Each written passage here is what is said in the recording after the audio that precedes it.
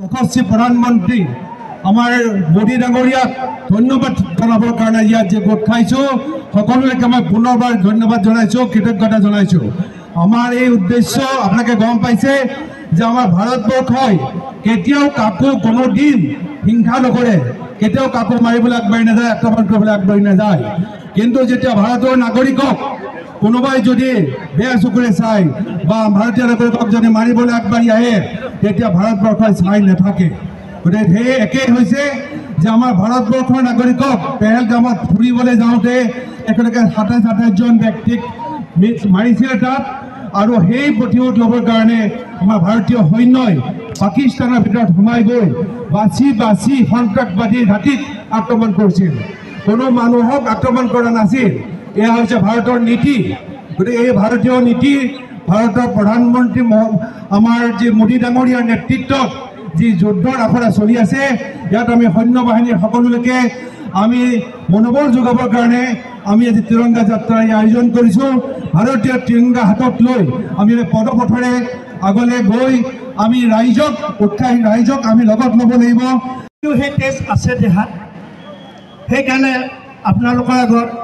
দুআষাৰ ক'বলৈ সাহস কৰিছোঁ। আমি যেতিয়া ফৌজত ভৰ্তি হওঁ তেতিয়া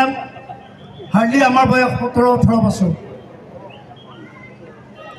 তাৰপৰা তাতে আমি এটা কথাই বুজি পালোঁ, when you go back home,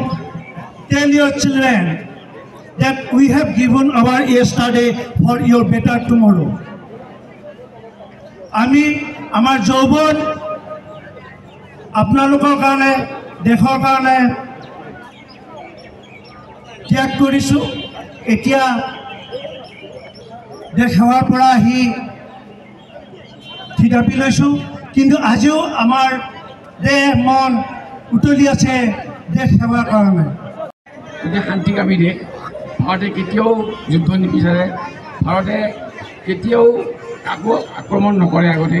কিন্তু যদি ভাৰতক কোনোবাই অপৰাধ কৰিব খোজে, যদি ভাৰতক কোনোবাই আক্ৰমণ কৰিব খোজে,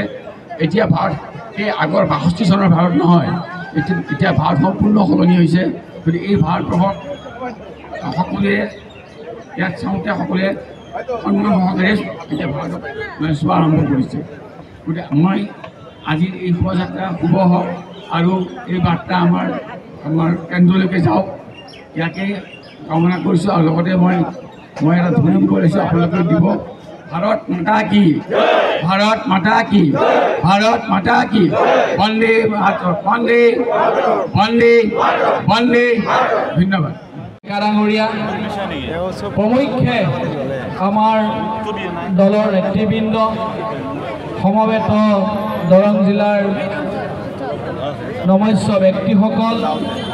সমবেত বিভিন্ন সংগঠন, বিভিন্ন সংঘ, বিভিন্ন প্ৰান্তৰ পৰা ইয়াত সমবেত হোৱা দৰংবাসী ৰাইজ সকলোলৈ প্ৰণাম আৰু শ্ৰদ্ধা নিবেদিছোঁ। জয় জয়তে যিসকল সৈনিকে আমাৰ দেশৰ কাৰণে প্ৰাণ আহুতি দিলে, তেখেতসকললৈ শ্ৰদ্ধাঞ্জলি জ্ঞাপন কৰিছোঁ। আৰু ভাৰতবৰ্ষৰ প্ৰতিগৰাকী সৈনিকলৈ আমি ইয়াৰ পৰাই চেলুট জনাইছোঁ। ভাৰতবৰ্ষৰ সৈনিকসমূহে ভাৰতবৰ্ষৰ ১৪০ কোটি জনসাধাৰণক তেখেতলোকৰ যি জীৱন পৰিক্ৰমাত দেশৰ সেৱা আগবঢ়াবৰ কাৰণে কিমানটাত সুৰক্ষা প্ৰদান কৰিছে, আৰু তেখেতসকলক আমি ইয়াৰ পৰাই ভগৱানৰ ওচৰত প্ৰাৰ্থনা জনাই তেখেতসকলৰ আমি শক্তি প্ৰদান কৰিবৰ কাৰণে মা কামাখ্যা দেৱীৰ চৰণত, ভগৱানৰ শ্ৰীচৰণত সেৱা জনাইছোঁ। দেশৰ সৈনিকসকল আমাৰ দেশ সুৰক্ষিত কাৰণে তেখেতসকলে জীৱনকো তেখেতসকলে উৎসৰ্গা কৰিছে। আজি কেইদিনমান আগত আমি ভূস্বৰ্গ বুলি কওঁ, কাশ্মীৰ ভূস্বৰ্গ বুলি কওঁ। এই ভূস্বৰ্গত পাকিস্তানৰ সন্ত্ৰাসবাদীয়ে ২৮ গৰাকী নিৰীহ লোকক আগষ্টত কাশ্মীৰত ফুৰিব ভাৰতীয় সৈন্য বল জিন্দাবাদ जिंदाबाद जिंदाबाद নৰেন্দ্ৰ মোদীজী জিন্দাবাদ जिंदाबाद जिंदाबाद नरेंद्र मोदी जी जिंदाबाद जिंदाबाद जिंदाबाद भारत माता की जय भारत माता की जय वंदे मातरम वंदे मातरम वंदे मातरम কৰি ৰখাত তেখেতসকলে অহৰ্নিশে দিনে নিশাই আমাৰ সুৰক্ষাৰ কাৰণে যি ধৰণে কষ্ট ত্যাগ স্বীকাৰ কৰি আছে সেই কষ্ট ত্যাগক সন্মান জনাবৰ বাবে আৰু কৃতজ্ঞতা জনাবৰ বাবে আমি সমগ্ৰ দেশজুৰি এই তিৰংগা যাত্ৰাৰ আয়োজন কৰিছোঁ যে আমি কৃতজ্ঞ ভাৰতীয় জাতিয়ে আমাৰ মা ভাৰতীক যাতে কোনো বিদেশী শক্তি বা বিদেশী ৰাষ্ট্ৰই আমাৰ ক্ষতি কৰিব নোৱাৰে আমাক ৰঙা চকু দেখুৱাব নোৱাৰে শান্তিপূৰ্ণ ভাৰতবৰ্ষত যাতে অশান্তিৰ বীজ ৰোপণ কৰিব নোৱাৰে সুস্থিৰ ভাৰতবৰ্ষত যাতে ভাৰতবৰ্ষক অস্থিৰ কৰিবৰ কাৰণে তেওঁলোকৰ যি ষড়যন্ত্ৰ সেই ষড়যন্ত্ৰক যাতে আমি বানচাল কৰিব পাৰোঁ প্ৰতিহত কৰিব পাৰোঁ তাৰ বাবে 140 কোটি ভাৰতীয়ই সংকল্প লৈ আমি আমাৰ দেশৰ যি শত্ৰু এই শত্ৰুক যাতে আমি অনাগত দিনত এটা শক্তিশালী বাৰ্তা দিব পাৰোঁ তাৰ কাৰণে এই তিৰংগা যাত্ৰাৰ আমি আয়োজন কৰিছোঁ প্ৰধানমন্ত্ৰী নৰেন্দ্ৰ মোদী ডাঙৰীয়াৰ যি নিৰ্ণায়ক সিদ্ধান্ত এই নিৰ্ণায়ক সিদ্ধান্তই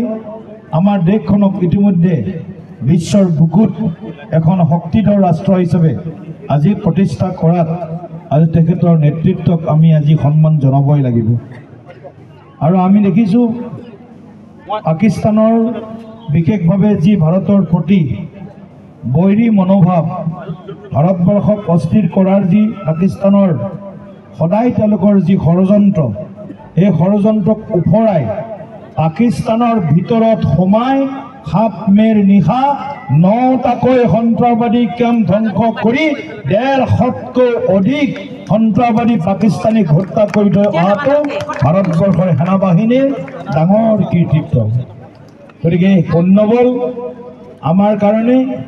এই সৈন্যবলক সাহস দিয়া কৃতজ্ঞ জাতিৰ কৰ্তব্য কৃতজ্ঞ জাতিৰ ধৰ্ম আৰু আমাৰ নিৰ্ণায়ক নেতৃত্বকো ধন্যবাদ দিয়াৰ বাবে আমি সকলোৱে এনেধৰণে আমাৰ মাজত একতা সমন্বয় সম্প্ৰীতি আমি গঢ়ি তুলিব লাগিব আৰু নিশ্চিতভাৱে আমাৰ সন্ত্ৰাসবাদৰ বিৰুদ্ধে আমাৰ যি অভিযান আমাৰ যি লক্ষ্য শূন্য সহনশীলতা নীতি সন্ত্ৰাসবাদৰ বিৰুদ্ধে এই শূন্য সহনশীলতা নীতি জিৰ' টলাৰেঞ্চ এগেইনষ্ট টেৰৰিজিম এই শূন্য সহনশীলতা নীতি সন্ত্ৰাসবাদৰ বিৰুদ্ধে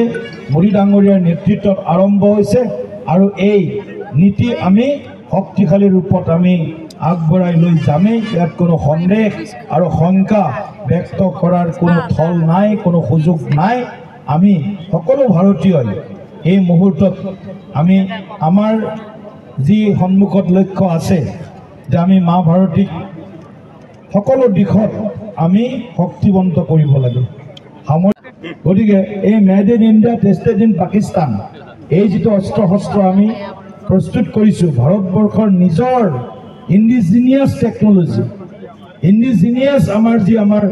ব্যৱস্থা আছে এই ব্যৱস্থাৰ জৰিয়তে আমি যিমান অস্ত্ৰ শস্ত্ৰ উৎপাদন কৰিছোঁ তাক সন্ত্ৰাসবাদৰ বিৰুদ্ধে প্ৰতি মুহূৰ্তত ব্যৱহাৰ কৰাৰ কাৰণে ভাৰত চৰকাৰ সাজু আছে ইয়াৰ লগতে ভাৰত চৰকাৰে কৈছে talks and terror will not go together আলোচনা আৰু সন্ত্ৰাসবাদ একেলগে চলিব নোৱাৰে ভাৰতে তাক সমৰ্থন নকৰে talks and trade will not go together আলোচনা আৰু ব্যৱসায় বাণিজ্য একেলগে নচলিব আৰু কৈছে blood and water will not flow' together তেজ আৰু পানী একেলগে বৈ যাবলৈ দিয়া নহ'ব এয়া নৰেন্দ্ৰ মোদীৰ দৃঢ় সংকল্প গতিকে পাক অকুপাইড কাশ্মীৰ আমাক লাগিব